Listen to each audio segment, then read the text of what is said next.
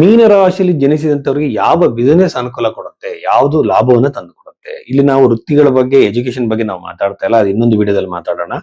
Business ಅಂತ ಬಂದಾಗ business ಅಲ್ಲಿ ಮಾರ್ಕೆಟಿಂಗ್ ಇದೆ, ಆಮೇಲೆ ಜನಗಳನ್ನ ರಿಕ್ರೂಟ್ ಮಾಡ್ಕೊಳ್ತೀವಿ, ನಾವು ಕೆಲಸಕ್ಕೆ ತಗೊಂತೀವಿ, ಕೆಲಸವನ್ನು ಮಾಡಿಸ್ತೀವಿ, ಸಂಬಳವನ್ನು ಕೊಡ್ತೀವಿ, ಲಾಭ ನಷ್ಟಗಳಿರುತ್ತೆ. ಸಮಾಜದಲ್ಲಿ ಆಗೋ ಎಲ್ಲಾ ಇದಕ್ಕೂ ಕೂಡ ಓಪನ್ ಆಗಿದ್ದಾಗ ಬಿಸ್ನೆಸ್ ಫ್ಲಕ್ಚುಯೇಷನ್ಸ್ ಇರುತ್ತೆ. ನಾವು ಅನ್ಕೊಂಡು ಬಿಸ್ನೆಸ್ ನಡೆಯಲ್ಲ. ಹಾಗಾಗಿ ಬಿಸ್ನೆಸ್ ಮಾಡೋಕೆ ಒಂದು ಮೆಂಟಾಲಿಟಿ, ಒಂದು ಸೈಕಲಾಜಿಕಲ್ ಆಗಿ ಅವರು ಬೇರೆ ತರದ ವ್ಯಕ್ತಿ ಆಗಿರ್ಬೇಕು, ಫ್ಲೆಕ್ಸಿಬಲ್ ಇರ್ಬೇಕಾಗತ್ತೆ. ಇವತ್ತು ಬಿಸ್ನೆಸ್ ಆಗಿಲ್ಲ ಅಂದ್ರೆ ತಲೆ ಕೆಡಿಸ್ಕೊಳ್ಳೇಬಾರದು, ಆ ತರ ಒಂದು ಮನಸ್ಥಿತಿ ಇರ್ಬೇಕಾಗತ್ತೆ. ಸುಮ್ಮನೆ ಕೆಲವ್ರು ಹೇಳ್ತಿರ್ತಾರೆ ಎಲ್ಲರೂ ಬಿಸ್ನೆಸ್ ಮಾಡೋಕ್ ಆಗಲ್ಲ, ಹಾಗಂತೇಳಿ ಬಿಸ್ನೆಸ್ ಮಾಡೋದು ಶ್ರೇಷ್ಠ, ಜಾಬ್ ಮಾಡೋದು ಕನಿಷ್ಠ ಅನ್ನೋದು ಬಹಳ ತಪ್ಪು. ಎಲ್ಲದಕ್ಕೂ ಅದರಾಗಿರೋ ವ್ಯಾಲ್ಯೂ ಇದೆ. ಸಮಾಜದಲ್ಲಿ ಎಲ್ಲಾ ತರದ ವೃತ್ತಿಗಳು ಮಾಡೋ ಜನಗಳಿದ್ದಾರೆ. ಎಲ್ಲ ವೃತ್ತಿಗಳಿಂದ ನಮಗೆ ಮನೆಗೆ ಹಾಲು ಬೇಕು, ನೀರು ಬೇಕು, ತರಕಾರಿನೂ ಬೇಕು, ಎಲ್ಲ ಬೇಕಾಗುತ್ತೆ. ಯಾವ ಕೆಲಸ ಕೂಡ ನಿಕೃಷ್ಟವಾಗಿರೋದಿಲ್ಲ.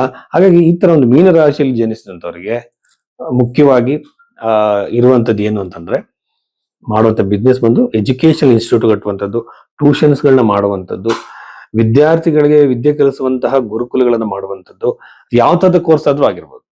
ಬ್ಯೂಟಿಷಿಯನ್ ಕೋರ್ಸ್ ಮಾಡ್ತಾರೆ, ಆಮೇಲೆ ಒಂದು ಇದ್ರ ಕೋರ್ಸ್ಗಳನ್ನ ಮಾಡ್ತಾರೆ, ಸ್ಕೂಲ್ಗಳನ್ನ ಮಾಡ್ತಾರೆ, ಸ್ಟಿಚಿಂಗ್ ಮಾಡ್ಕೊಳ್ಳೋದನ್ನ ಹೇಳ್ಕೊಡ್ತಾರೆ. ಏನೇ ಒಂದು ಕಲಿಸುವಂತಹ ಇನ್ಸ್ಟಿಟ್ಯೂಟ್ಗಳು ಏನಿದೆ ಅದು ಯಾವ್ದು ಬೇಕು ನೀವು ಪ್ರಾರಂಭ ಮಾಡಬಹುದು. ಅದ್ರ ಜೊತೆಯಲ್ಲಿ ದ್ವಿತೀಯ ಭಾವ ಕುಜನ ಆಗಿರೋದ್ರಿಂದ ಯೂಶುವಲ್ ಆಗಿ ಬಂದು ಗೃಹೋಪಯೋಗಿ ವಸ್ತುಗಳು, ಕಬ್ಬಿಣದ ವಸ್ತುಗಳನ್ನು ಮಾರಾಟ ಮಾಡುವಂತ ವೆಹಿಕಲ್ ಗಳನ್ನ ಮಾರಾಟ ಮಾಡುವಂತದ್ದಾಗಿರ್ಬೋದು, ಪಾತ್ರೆಗಳನ್ನ ಮಾರಾಟ ಮಾಡುವಂತದ್ದಾಗಿರ್ಬೋದು, ಎಲ್ಲ ಕೂಡ ಇದರಲ್ಲೇ ಬರುತ್ತೆ. ಇನ್ನು ಇವೆಲ್ಲ ಸಣ್ಣ ವ್ಯಾಪಾರಗಳೇ ಪ್ರಪಂಚ ದೇಶದ ಜೀವಾಳವಾಗಿರೋದ್ರಿಂದ ಅದು ಕೂಡ ಯಾವ್ದು ಕೂಡ ನಿಕೃಷ್ಟವಲ್ಲ.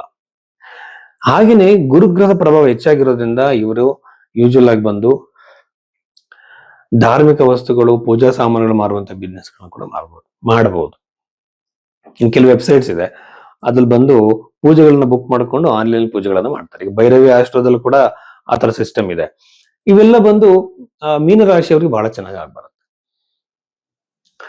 11ನೇ ಅಧಿಪತಿ ಶನಿ ಆಗಿರೋದ್ರಿಂದ ಕಬ್ಬಿಣ, ಕೃಷಿ, ರಿಯಲ್ ಎಸ್ಟೇಟ್ ಬಿಸ್ನೆಸ್ಗಳು ಬಹಳ ಚೆನ್ನಾಗಿ ಆಗ್ಬರುತ್ತೆ.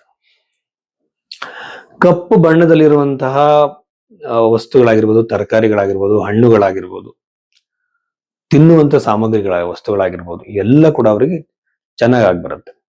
ಯೂಶುವಲ್ ಆಗಿ ಬಂದು ಮೀನರಾಶಿ ಅವರಿಗೆ ಸಂಬಂಧಪಟ್ಟಂತೆ. ಸೊ ಹೀಗಾಗಿ ಇಷ್ಟು ವಿಚಾರಗಳು ಮೀನರಾಶಿಯವರಿಗೆ ಬಿಸ್ನೆಸ್ ತಂದು ಕೊಡುವಂತಹ ವಿಚಾರಗಳು.